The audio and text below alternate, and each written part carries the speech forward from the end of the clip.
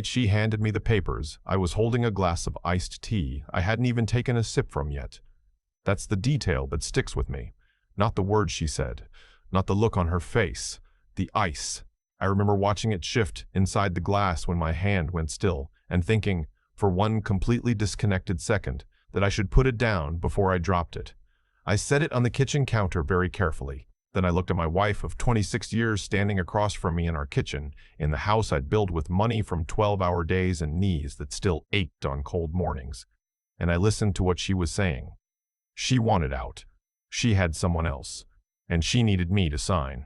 My name is not important. What I am is a retired civil engineer from Dayton, Ohio, 58 years old, bad lower back, good coffee maker. I coached Little League for 11 years, went to every single one of my son's school plays, even the terrible ones, and I have never in my life raised my voice at a woman. That last part matters more than I realized, because it meant that when everything fell apart, nobody saw it coming from me, my wife. I'll call her by what she was to me. My wife had been distant for about a year before that night. I noticed it the way you notice a draft in an old house. You feel it, you think you should check the windows, and then something else comes up and you forget. That was my mistake. I kept thinking something else would come up, and it always did, and I kept not checking the windows. Her name was Loretta. We met when we were both 29, at a company picnic of all places. She laughed at everything I said for the first 6 months, and I was foolish enough to think that was love. Maybe it was for a while. 26 years is a long time. Long enough to build something real. Long enough to also quietly tear it apart and hope nobody notices. The man she'd been seeing, I'll call him what he was, her boyfriend, his name was Thad. I want you to hear that name and understand that it fit him perfectly. Thad. He sold luxury vehicles at a dealership on the east side of town, drove a lease he couldn't actually afford, wore cologne that you could smell before you opened the door. He was 51 to my 58, and apparently that 7-year difference made him younger energy to Loretta, which is a phrase she actually used to her sister on a phone call I was never supposed to hear. I heard it anyway, 2 days before she handed me those papers. I didn't say a word. The papers were already prepared. That's the thing that told me this wasn't a fight or an impulse. She'd planned it. The papers had been drawn up by a family law attorney, a real one, not a paralegal service, and they were thorough. They listed the house, the joint savings account, my pension disbursements, my investment portfolio, even the lake property up in Michigan that her parents had always called Frank and Loretta's cabin, even though I had bought it, maintained it, re-roofed it twice, and replaced every appliance inside it. I stood in that kitchen and I read every page. She stood there watching me with her arms crossed, and at some point she said, "You know this is fair, right? You know I'm entitled to half." I didn't answer. She said, "I need you to sign tonight. My attorney says the sooner we start the process. Give me a pen," I said. She blinked. She hadn't expected that. She probably braced herself for an argument, for tears, for me to go cold and go quiet for a week the way I sometimes do when something really lands hard. She hadn't expected me to just ask for the pen. I signed the papers, all 4 places they needed a signature. I set the pen down on the counter next to my untouched glass of iced tea, picked up my jacket from the back of the chair, and I said, "I'll stay at Eddie's tonight. I'll come back Saturday for some clothes." Eddie is my younger brother. He lives 20 minutes away. He's been divorced himself, so he didn't ask a lot of questions. He just made up the pull-out couch and handed me a beer and let the TV run. I lay there in the dark at 1 in the morning listening to a rerun of some home renovation show, and I thought about what I'd done. Not what she'd done, what I'd done, because 6 months before that night, I had made a phone call. It started when I retired, 14 months before Loretta handed me those papers. I walked out of the county engineering office for the last time and realized that the thing I'd been working toward my whole career, security, a comfortable retirement, something to leave to my son, was actually more complicated than I'd ever let Loretta know. The truth is, I come from a family that doesn't discuss money with outsiders. My father was the same way. His father before him. It's not secrecy for its own sake. It's just, you don't put all your cards on the table until you know what game you're playing. Loretta knew about the savings account. She knew about the pension. She knew about the cabin in Michigan. She did not know about the trust. My father set it up in 1987. When he died in 2009, it passed to me and my brother jointly. It held the original family land, 47 acres in rural Indiana, that had been in our family since the 1940s, along with a farmhouse that we'd been leasing to an agricultural operation for over a decade. The trust generated income, not spectacular money, but steady, quiet money that I'd been folding into a separate account since before I ever met Loretta. A family trust, structured correctly, is not marital property in Ohio. It was established before our marriage, funded with assets that predated our marriage, and I was a beneficiary, not the sole owner. My name wasn't even on it as grantor. My father's name was. When I retired and started thinking clearly about the future, really thinking about it, not just assuming, I called our family's estate attorney. A woman my father had used for 30 years, sharp as anyone I've ever met, practiced out of a small office in Indianapolis. I told her I wanted to make sure everything was structured correctly, that the trust was airtight. She asked me why the urgency. I told her I had a feeling. She didn't ask what kind of feeling. She didn't ask what kind of feeling. She just said, "Let me pull the documents, and we'll talk next week." We talked. We made a few adjustments that were entirely legal, entirely proper, and entirely invisible to anyone who wasn't looking for them. The farmland lease income, flowing correctly back into the trust. The farmhouse itself, clear documentation of its premarital origin. The 47 acres, not a marital asset under Ohio law, because it had never been commingled, and because I'd never been reckless enough to refinance it jointly or use it as collateral on anything Loretta and I shared. I did not do any of this to cheat her. I want to be clear about that. I did it because I had a feeling, and I have spent 58 years learning to listen to my feelings. The morning after I signed those papers, I was drinking coffee at Eddie's kitchen table when my phone rang. I didn't recognize the number, but the area code was local, so I picked up. "Is this Frank Calhoun?" "It is. Mr. Calhoun, my name is. I represent your wife in her divorce proceeding. I'm calling because I've been reviewing the asset disclosure you submitted, and I have some questions about a trust instrument listed under your father's estate." I said, "Sure. What would you like to know?" There was a pause. I heard papers shuffling. He said, "It appears that a substantial portion of that is, there's a trust that generates significant annual income and holds real property in Indiana that was not disclosed in full to my client." "It was disclosed," I said. "It's on the asset sheet I gave your office. Line 14, it says, Beneficiary interest in Calhoun Family Trust, established 1987, premarital asset, not subject to equitable distribution." I put it right there. Another pause. "Mr. Calhoun, the income from this trust is income to a beneficiary of a premarital trust," I said. "You're welcome to challenge it. My attorney in Indianapolis has 30 years of documentation. I'd encourage you to speak with her." He said he would be in touch. He called 3 more times over the next 2 weeks. Each time, the calls got shorter. Each time, his voice had a little less of whatever it started with. The 4th time he called, he said Loretta wanted to discuss a settlement modification. I said I'd signed what she gave me, and I was comfortable with the outcome. I'll tell you when I found out about Dad's situation, because this is the part that still makes me exhale slowly when I think about it. About 3 weeks after I moved out, my son called me. He's 31, works in logistics, lives over in Columbus. Good kid. Steady head on his shoulders. He and Loretta were never close in the way that some mothers and sons are. She was always a little distracted, a little impatient, which I made excuses for years. He said, "Dad, I need to tell you something and I want you to not freak out." I said, "Go ahead." He said that a buddy of his who worked at the same dealership as Thad had been talking. Apparently Thad had recently had a wage garnishment filed against him, back child support and 2 credit cards and collections. He wasn't just younger energy. He was younger energy with a $38,000 debt load and an employment situation that depended entirely on commission. My son said, "I think he thought Mom had money, Dad. Real money." I said, "Your mother does have money. Half of our savings account and half the equity in the house are nothing to dismiss." My son was quiet for a second. Then he said, "Yeah, but that's not... I think he thought there was more. I think someone told him about the trust." I thought about that. How would he know about the trust? I said, "I don't know. But his whole thing kind of changed once the paperwork started going through and the asset disclosure came out. His buddy says he's been real quiet lately. Real quiet." Thad, who drove a leased car he couldn't pay for and apparently owed money to the state of Ohio, had perhaps imagined that attaching himself to Loretta was a financial upgrade. He was, by all accounts, wrong. I heard through people, not through any conversation I sought out, I want to make that clear, that by late summer, Thad had stopped returning Loretta's calls. She had gotten a reasonable settlement from our divorce. The equity split was fair. The savings account was divided as agreed. She got the car.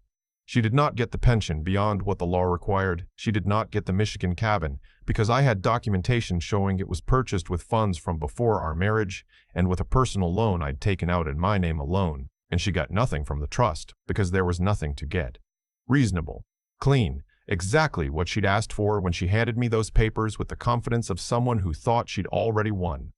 By October, I was told she was renting an apartment on the west side of town. I was told this by her sister, who called me once unexpectedly and didn't really say hello before she said, "I want you to know I'm sorry." I told her not to do it. I said, "I know you did." I'd always liked her sister. She said, "She's not doing well." I said I was sorry to hear that, and I meant it. Whatever Loretta did, I had spent 26 years with her. I wasn't going to celebrate her struggling. I went up to the cabin in Michigan in September. Just me and my brother Eddie and his old dog, a lab mix named Cooter, who had to be helped up into the truck. But once he was in, he was happy. We fished for 4 days. We didn't talk about Loretta much. Eddie asked me once, on the third night, sitting out on the dock with our feet hanging over the water, whether I was angry. I thought about it. Actually thought about it, which is something I've started doing more, taking the time to find out what I actually feel before I say a word. "No," I said. "I don't think so." "You're not angry that I'm sad," I said. "I spent a long time with someone who was somewhere else in her head, and I didn't see it, and that's sad. Being angry about it seems like it would just be expensive, in terms of energy." Eddie nodded. He gets like that sometimes. His brother quiet in a good way. After a while he said, "You handled it well." "Dad would have handled it the same way," I said. "Yeah," Eddie said. "Yeah, he would have." We sat there while the sun finished going down, and Cooter snored between us on the dock planks, and I felt, not happy exactly, but something close to it. Something like the feeling you get when you set a heavy thing down after carrying it for a long time. Not relief, rightness. Like this was always how it was going to go, and all the steps just needed to happen in order. My son drove up on the last day.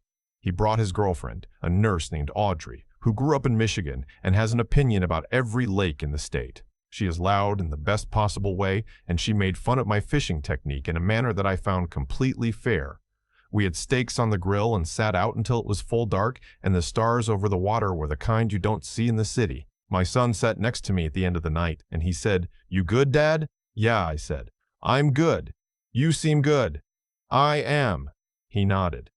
Then he said, "For what it's worth, and I know this is a weird thing to say, I always thought you were the best thing about our family. I want you to know that." I looked at him. 31 years old, his mother's nose, my father's jaw. A good person. The kind of person you hope you had some small part in making. I said, "That means more than you know." I want to say something to anyone who's listening to this and recognizes the feeling I'm describing. That feeling of being in a marriage where the other person has already made their decision and hasn't told you yet, where you're carrying the whole thing on your back and they're already halfway out the door in their mind. I know what it feels like to think you've lost. I stood in that kitchen and I held those papers, and there was a moment, one single moment before I asked for the pen, where I felt it, a drop, the floor going out. But here's what I've learned. Quiet is not weak. Patient is not passive, and a man who has spent 30 years building something real, building it carefully, building it with his hands and his father's principles and his own stubborn sense of what lasts, that man is not standing there with nothing. He's standing there with everything he actually earned, and no signature changes that. It's been almost a year now. I'm still in Dayton. I joined a woodworking club at the community center, which sounds exactly as unglamorous as it is, and I have genuinely never been happier on a Tuesday evening in my life. I've made 2 end tables, a coat rack, and a birdhouse that Eddie says looks like a birdhouse and not something else, which he considers high praise. My son and Audrey got engaged in November. She texted me a photo of the ring on her hand and a second photo of my son looking like he just won something. He had. I'd been seeing someone. A woman I met through a mutual friend, a retired school librarian from Kettering named June. No, I want to use her real name because she earned it. Her name is Roberta. She laughs at things that are actually funny, which sounds simple and isn't. She makes a green chile chicken soup that I have now requested 4 times, and she always acts surprised when I ask, which I think she does on purpose. She knows my whole story. I told her on the second date, just laid it out. She listened without interrupting, which is rarer than people think. When I finished, she said, "So you had it handled before she even handed you the papers?" "Pretty much," I said. She nodded. Then she said, "Good. I don't want to be with someone who got lucky. I want to be with someone who was prepared." I thought about my father, about the trust documents, about the estate attorney in Indianapolis who'd looked at me across a desk and not asked what kind of feeling I had. "That's exactly right," I said. "My father used to say, the loudest person in the room thinks they've already won. Let them think it. Do your work quietly, and then let the documents speak." He was a civil engineer too. He built bridges. He told me once that the part of the bridge nobody ever sees, the foundation work, the subterranean structure, the anchoring that happens before anything goes vertical, that's the part that determines whether the whole thing stands or falls. He wasn't just talking about bridges. I understand that now in a way I couldn't when he was alive to explain it. I understand it in the way you only understand the things your father tried to tell you.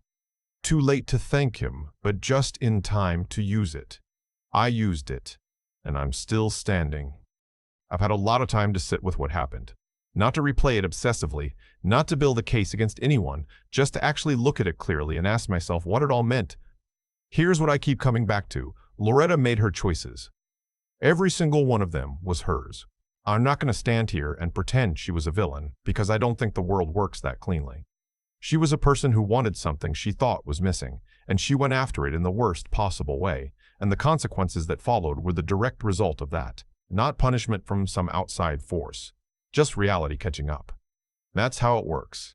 The choices you make are the architecture of the life you end up living in. She built what she built, but I had to look at my own choices too, and what I found, when I was honest about it, was that I had done the work. Not the dramatic kind of work, not some revenge scheme I'd been plotting at a kitchen table in the dark. Just the steady, unglamorous, year after year kind of work. I listened to my instincts. I called the right person. I asked the right questions. I made sure the things that mattered were protected, not out of spite, but because my father taught me that you don't leave the foundation to chance. That's the part I want anyone listening to actually hear. It wasn't luck. It wasn't karma in some mystical sense. It was preparation, meeting a moment. And preparation is a choice you make long before the moment arrives. There's something that people misunderstand about being quiet. They think quiet means you're not paying attention. They think patient means you've accepted defeat. They see a man who doesn't raise his voice and they assume he has nothing behind his eyes. Loretta made that mistake. Thad definitely made that mistake. And I let them make it, because correcting it wasn't my job. The documents would do that eventually. I think about my son saying I was the best thing about our family. I've turned that sentence over probably 200 times since he said it on that dock in Michigan. It matters to me not because it validates anything. I'm 58 years old, I don't need validation, but because it tells me that the things I chose to invest in were the right things. Time, presence, integrity, the slow, boring, reliable stuff. That's what lasts. That's what Thad couldn't find in any asset disclosure because you can't put it on a spreadsheet. Roberta asked me once what I would have done if none of the trust documents had held up. If the attorney had called me and said there was nothing to protect, I thought about that for a long moment. I said, then I'd have split everything fairly and started over. She said, just like that? Just like that, I said, because I built it once. I could build it again. She got quiet in that way she has. Then she said, that's the whole thing right there, isn't it? It is. That's the whole thing. What you can build is not the thing. Who you are when you're building it. That's the thing. Loretta got half a savings account and an apartment on the west side of town and a lesson that cost her 26 years. I got my brother, my son, a woman who laughs at actually funny things, and the knowledge that when the floor went out, I didn't fall. My father built bridges. I used to think that was just his job,